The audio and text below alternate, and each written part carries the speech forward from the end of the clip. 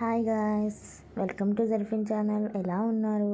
నేను చేసే రెసిపీ వచ్చేసి పాలక్ పన్నీర్ అండి. ముందుగా 2 సార్లు కడిగి పెట్టుకున్న తర్వాత ఒక బౌల్లో పాలక్ వేసుకొని కొంచెం పసుపు, రాక్ సాల్ట్ అయినా నార్మల్ సాల్ట్ అయినా వేసి కొన్ని నీళ్ళు వేసి సపరేట్గా 10 నిమిషాల పాటు పెట్టుకోవాలండి. ఇంకో గిన్నెలో స్టవ్ మీద నీళ్లు పెట్టుకొని అందులో పాలక్ ములిగేంత నీళ్ళు వేసుకొని బాయిల్ చేసుకోవాలండి. పాలక్ వేసిన తర్వాత చూస్తున్నారు కదండి, వీడియోలో చూపించిన విధంగా పాలక్ వేసుకొని ఆ తర్వాత కొంచెం ములగాలండి. పాలక్ ములిగిన తర్వాత ఇప్పుడు ఇంగ్రీడియంట్స్ యాడ్ చేయాలండి. 4 పచ్చిమిరపకాయలు, కొన్ని జీడిపప్పు, కొంచెం అల్లం వెల్లుల్లి వేసి బాగా ఉడకపెట్టుకోవాలండి. కొంచెం ఉప్పు అండి. ఇవన్నీ వేసి బాగా ఉడకపెట్టుకున్న తర్వాత ఇప్పుడేమో కూల్ వాటర్ అండి. బాగా కూలింగ్ వాటర్, మీ దగ్గర కూల్ వాటర్ లేకపోతే ఐస్ క్యూబ్స్ అయినా వేసుకోవచ్చండి. ఒక బౌల్లో ఐస్ క్యూబ్స్, లేదు వాటర్ ఉన్నాయి మా దగ్గర ఐస్ వాటర్, అది వేసుకొని ఆ బాయిల్ చేసిందంతా బౌల్లో వేసేయండి. ఆ కూలింగ్ వాటర్లో వేసేసిన తర్వాత లాస్ట్లో మిక్సీలో అదంతా తీసి బాయిల్ చేసింది బౌల్లో వేసాం కదా, అదంతా మిక్సీలో వేసేసి మిక్సీ చేసుకోవాలండి. ఇప్పుడు పన్నీర్ అండి. ఇప్పుడు నేను పన్నీర్ 200 గ్రామ్స్ ఆఫ్ పన్నీర్ తీసుకున్నానండి. మీరైతే ఎంత తీసుకుంటారో దాన్ని బట్టి చూసుకోండి. నేను అంత తీసుకొని అది క్యూబ్స్ లాగా కట్ చేస్తున్నానండి. మీకు ఏం షేప్ కావాలో అది కట్ చేసుకోవచ్చు. కట్ చేసిన తర్వాత ఇప్పుడు ఒక కడాయి పెట్టుకొని, చూస్తున్నారు కదా సాఫ్ట్గా ఉంది చూసారా పన్నీర్. ఇప్పుడు ఒక కడాయి పెట్టుకొని ఆయిల్ వేసుకొని పన్నీర్ ఫ్రై చేసుకోండి. కొన్ని వేసుకొని ఫ్రై చేసుకోండి. ఒకేసారి అన్నీ వేసేస్తే ఫ్రై అవ్వలేవు. కొన్ని వేసుకోండి. ఇందాక పాలక్లో నేను చిల్ వాటర్ ఏమని చెప్పాను కదండి, కూల్ వాటర్. అది ఎందుకు ఏమన్నానంటే కలర్ చేంజ్ అవ్వకుండా ఉంటుందండి.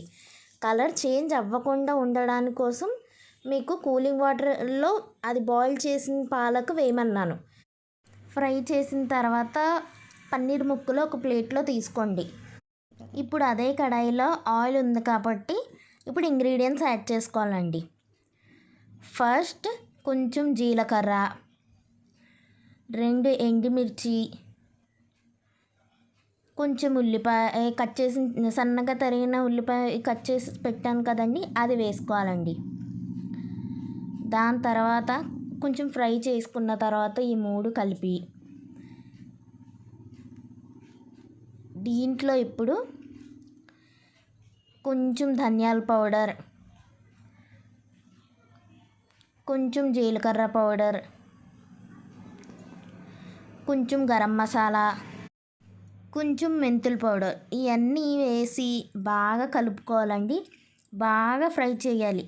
ఇవన్నీ ఫ్రై చేసిన తర్వాత ఇప్పుడు ఇందులో మీరు ట్రై చేయండి గైస్, చాలా బాగుంటుంది. చేసి మీరు కూడా కామెంట్ సెక్షన్లో పెట్టండి.